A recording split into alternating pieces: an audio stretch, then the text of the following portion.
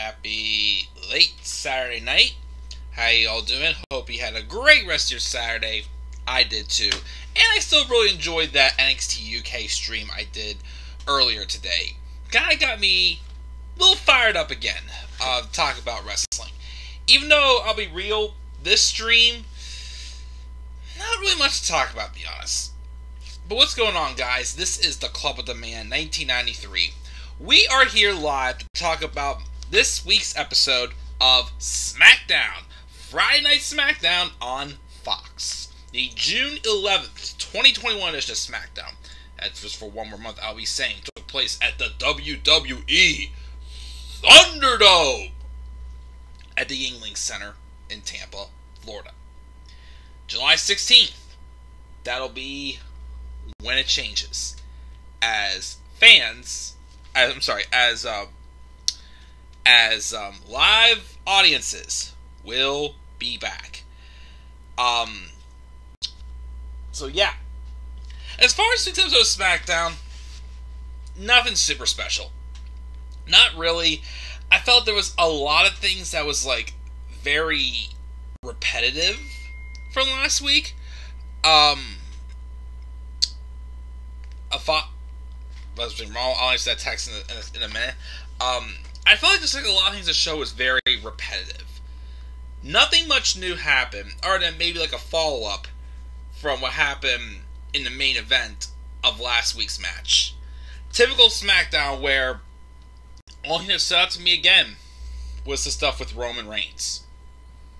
Even as a heel, only thing that matters on SmackDown is what's going on with Roman Reigns. That's fact. And the stuff is good we got with Roman. It's just, I like something else to stand out too, you know. But I still can't help but appreciate the stuff that with Roman is good. Even though the match he's having at Hell in a Cell, I was a little like, felt very super last minute, very thrown together. I don't know. I'm like, just like take over In Your House tomorrow night, which I will not be watching live. I will probably watch that show instead of watching Raw on Monday. I'll probably watch that show, and if I'm up for it, reviewing it, because I know I'm going to be tired, as I'm going to be working some voluntary overtime this week at work. So, you know, we'll see. We got Tyler in the live chat. He gave this show an F. I don't think it was a horrible show. It's just, it was what it was. Not much damage happened, but not much new really happened. It just felt like a very repetitive show of what we got last week. AEW is going to go back to Wednesday soon. Probably once I get into playoffs, something like that, start to slow up. Again, they are going to be live, though, on a Saturday, which is June 26th. I think that's the last show they'll be live until they start going back on the road. And in July, it's going to be full of nothing but, like, special shows, like Road Rager, 2 weeks of Fyter Fest, and ending with Fight for the Fallen.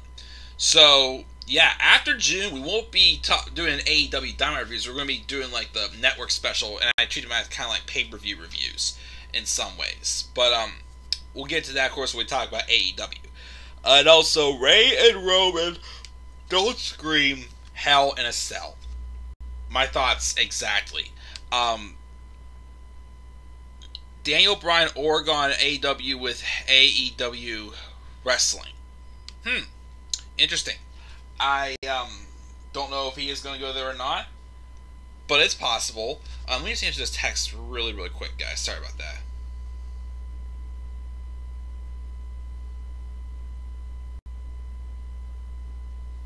Anyways, but yeah, let's roll because I still got to review AEW. I want to do it before I go to bed.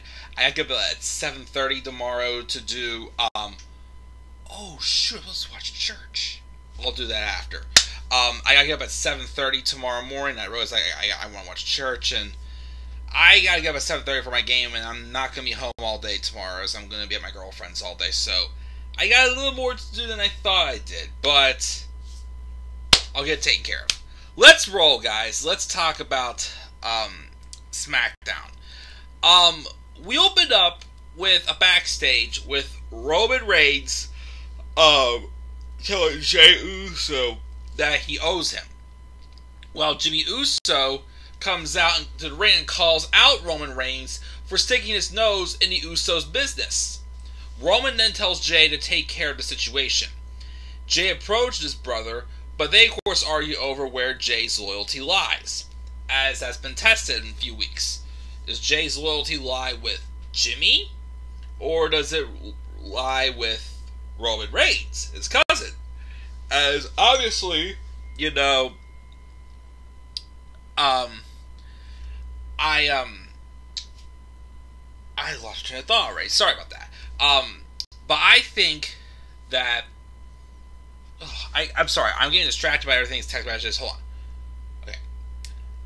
They continue to play this thing again. I thought that when they brought Jimmy Uso back, he'd be immediately on board with Roman Reigns. But right now, they're not.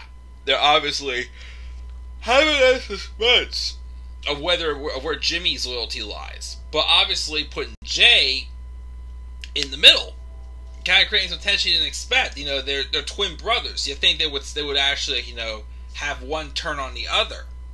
You know, still not a case of what is what, but, you know, still intriguing.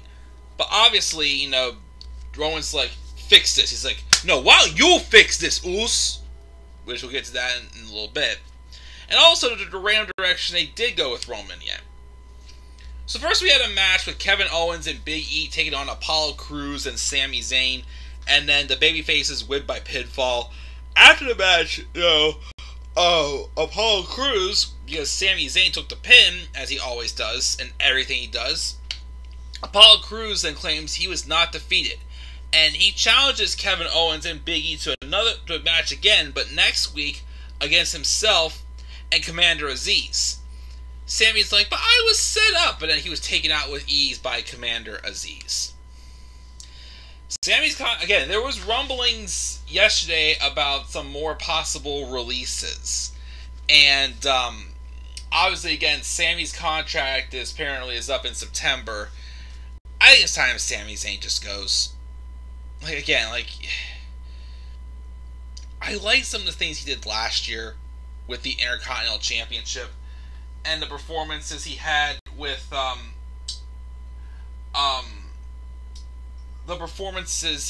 you know, with, like, the ladder match with AJ Styles and Jeff Hardy. Even his feud with Big E, and, like, you know, again, he had some good things go for him when he came back. It's just, now he's back to being what he is. A whining complainer that nobody cares about. Like, the story with him and Kevin Owens is starting to drag on. Like, just end it now at this point, because, I don't know. Again, they're basically just having Sami Zayn. Again, they're beginning to make me feel like Sami Zayn's becoming another Enzo Amore again. Just someone Vince loves to send out there just to run his mouth and get the shit beat out of him. I don't know. So, yeah, Sami Zayn is not going to sound like an idiot, and we're going to have Apollo Crews and Commander Aziz take on Kevin Owens and Big E next week. Who's next to challenge for the IC title? No idea. Both of them have already lost to Apollo Crews a few times already. So, who knows? And, yeah. So we have that. Then we were supposed to get a match, I believe, with the Alpha Academy and the Street Profits, but Chad Gable tried to get it canceled, but didn't happen. And then Montez Ford says that Gable is his tonight. Set up a match between Chad Gable and Montez Ford. Liv Morgan then defeated Carmella by pinfall, and Carmella doing this whole thing where, you know, I'm the most beautiful woman in WWE right now. Very bland, and yeah, don't know what this feud is really doing for the both of them, but, you know, it's just a regular on-screen feud. I guess to give Liv some time as a single star since she's on her own again because Ruby Riott got released, which I'm still bitter about that. I'm still hoping she goes to AEW. Then we have this segment of Ding Dong Hello with Bayley and her special guest, Seth Rollins. And they first spend the first half of the segment just highlighting of Bayley's mind games from last week. Just the random, just all this feud again with Bayley and Bianca has been Bayley laughing at Bianca for reasons why I still don't know. But it's getting very annoying. Seth Rollins is just putting over Bayley for her work, but then of course Bayley mentions something about Cesaro, where Seth Rollins' smile gets wiped off his face. But then they start laughing about that again. And then, ding dong, hello, the doorbell rings again. Seth Rollins opens the door, and it's Cesaro, who returned after a few weeks of being absent after Seth Rollins basically beat him down after Cesaro's excellent match with Roman Reigns at WrestleMania Backlash. And then also would beat him down while in a sling the following SmackDown. But Rollins and Cesaro start brawling, and this was good, except for the fact they again had to have Seth Rollins get stripped to his underwear from that freaking suit. Can we stop doing that? Like, I can't stand that. I can't stand that they have to embarrass them by ripping themselves to their underwear. Like, that's just, a class act Vince toilet humor moment. It's one of those things, again, like, there's some things WWE that have gotten so old. Like, one thing I hate, complaints of like, oh, it was a triple threat match, but I technically was not pinned. It's like, it's a triple threat match. You know the rules. You know what's supposed to happen. Like, I hate that people could so right people complain about that typical booking, and it's stuff like this. When they get stripped down to their underwear, I'm just like, come on, guys. Like, how old are we here? Like, it's just, I mean, I get it. Seth Rollins wants to humiliate Seth Rollins, but the whole thing with stripping them to their underwear is just getting so old. So then I thought, okay, here comes the announcement: Seth Rollins and Cesaro, Hell in a Cell. Nope. We ain't getting that inside Hell in a Cell from what it looks like. I feel like it should be inside Hell in a Cell, because that feud warranties Hell in a Cell. Not Roman Reigns and Rey Mysterio.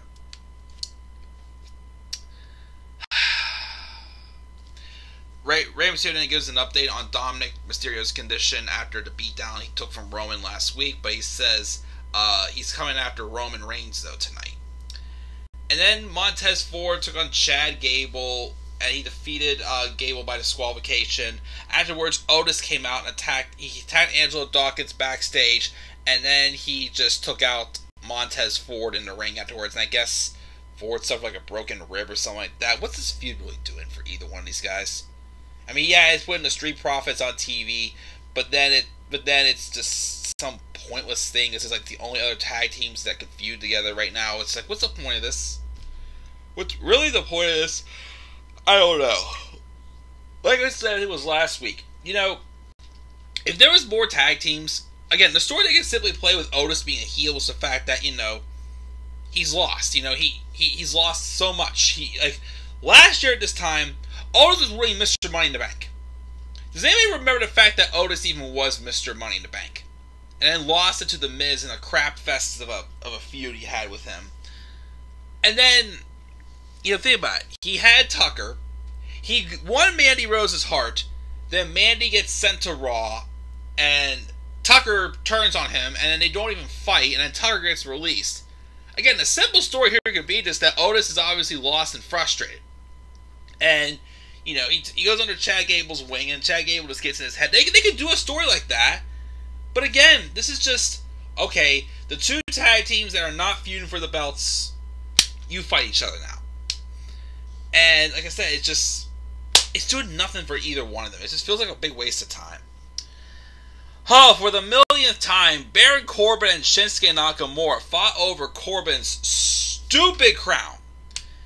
And Nakamura won, and then later they make a match with the crown on the line next week on SmackDown. Can we just end this already? How many more weeks are we going to see Shinsuke Nakamura and Baron Corbin fight each other? So old, so overdone. It's just, ugh. We then have a backstage where throughout the night, Roman's like, come on, Jay, take me to your locker. Take me to your locker room. Where he basically wants to straighten out Jimmy Uso.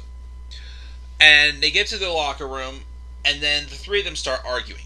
Finally, Jay just snaps and says, I'm tired of you, and I'm tired of you, and he walks out. Then Roman basically just lays into Jimmy, and Jimmy's like, you want to just fight me and get this over with? He's like, I don't want to fight you. I want to be a team. This is the family business. This is, what we're supposed to do. We're supposed to go out there and be the best, basically, is what he just, ratted Jimmy out for. Even though, again, Jimmy is not siding with Roman, saying how you're a Hall of Famer, Uso, but you're not going to go into the Hall of Fame as Roman Reigns. You're going to go in as just something basically what you aren't, basically. But obviously, it was a very emotional promo cut by Roman.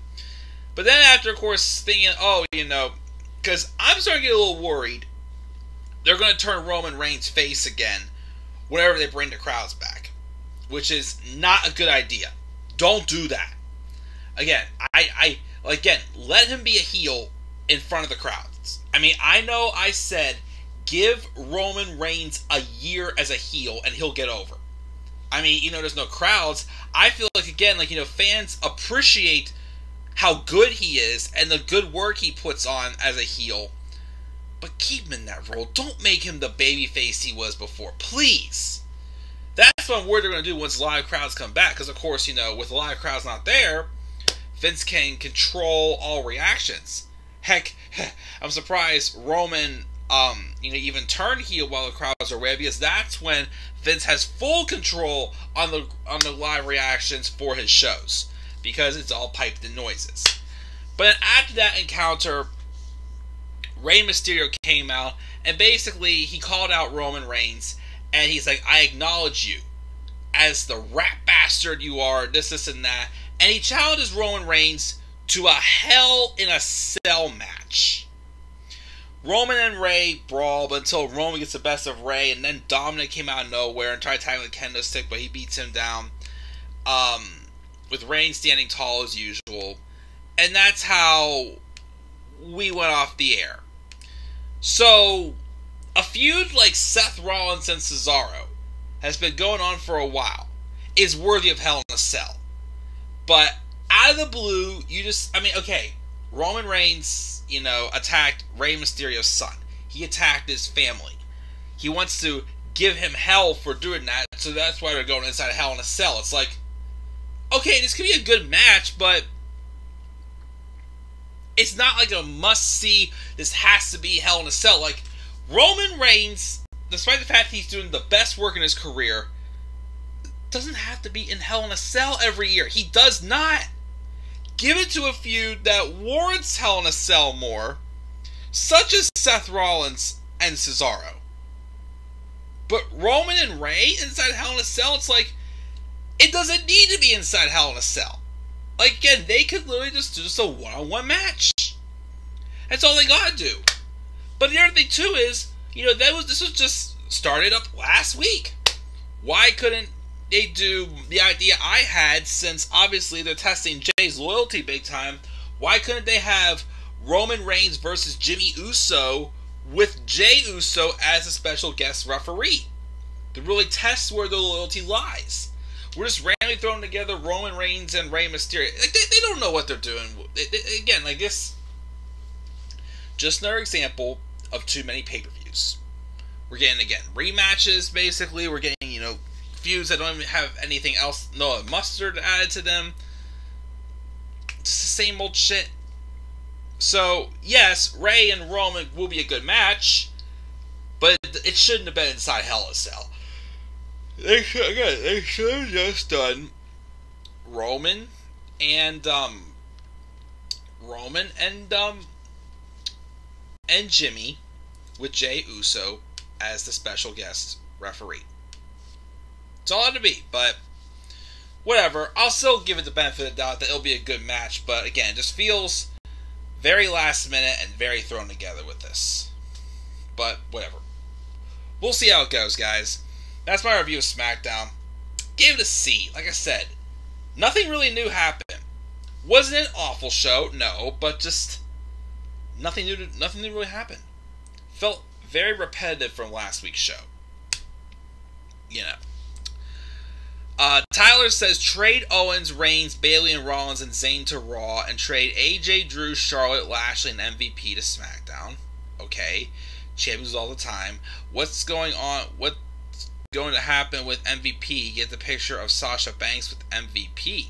That'd be an interesting alliance. The laughing at that ding on hello shit got my grade that Pat McAfee is stupid on commentary. Here's my question also. Why is Pat McAfee always standing up? I mean, I said this already, but you ever notice that Pat is always standing up on commentary? Still seems a little bit weird. It's like he has to go to the back, he has to go poop, and he can't hold it in or something like that. Vince is stupid. He's retire. Trade Miz to SmackDown. Trade Otis to Raw. I agree with that one. Don't even remind me of Otis being Money in the Bank again. And like in 2018, when they gave the wrong SmackDown feud, like Orton and Hardy and Hell in a Cell, and not Charlotte and Becky. Charlotte and Becky and AJ and... Okay, I remember that card. Randy Orton and Jeff Hardy felt more of like a street fight build. They had a great Hell in a Cell match. I'll give them that. That should have been more of a street fight. Hell in a Cell, I agree. That should have been AJ Styles and Samoa Joe, because that was following off of an inconclusive finish at SummerSlam. And Charlotte and Becky, that was meant for Hell in a Cell at the time. But no, we gave it to, what, Jeff Hardy and Randy Orton, which, okay, even though it felt more of a street fight, I'll be okay with that. And Roman Reigns and Braun Strowman, which ended in a no contest because Brock Lesnar came out and interfered. 2 years in a row of them screwing us at Hell in a Cell. Both matches, though, this year should have no reason to, screw ourselves out of a dumb finish. Nothing can still be as worse, though, as Seth Rollins and The Fiend inside Hell in a Cell. But I agree. And also, these brand name pay-per-views just gotta go away. They do. But what do we know?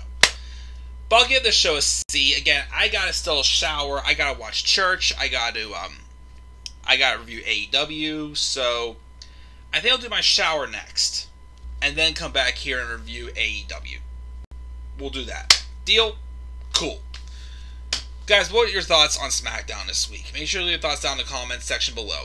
Just always a slap a like on the video and subscribe for more content on my channel. Follow me on Twitter at DeMayorBryan3. I posted some good ideas for matches based off what's been going on with the UK brand recently. Give me your thoughts on those as well. I may do a video on those too. We'll have to wait and see. But again, I'll be back up here live in a little bit to review Dynamite from this week, and then we will go from there. So until then, guys, I'm checking out. I'll see you all soon. Peace out, everybody.